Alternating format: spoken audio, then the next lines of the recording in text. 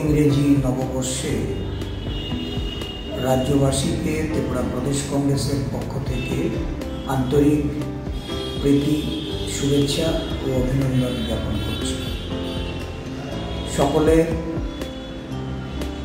শান্তি, সুখ, সমৃদ্ধি ঈশ্বরের কাছে প্রার্থনা করি। রাজ্যের সমস্ত প্রদেশ কংগ্রেসের নেতৃত্ব, শাখা সংগঠন, বিভাগের নেতৃবৃন্দ সহ সর্বস্তরের কর্মীদের প্রতি আমার প্রীতি, ভালোবাসা এবং শ্রদ্ধা। সকলের মঙ্গল কামনা করি, সুস্থ দেহ এবং সুস্থতা সবার জন্য কামনা। আগামী দিনগুলিতে নতুন বছরে পা রেখে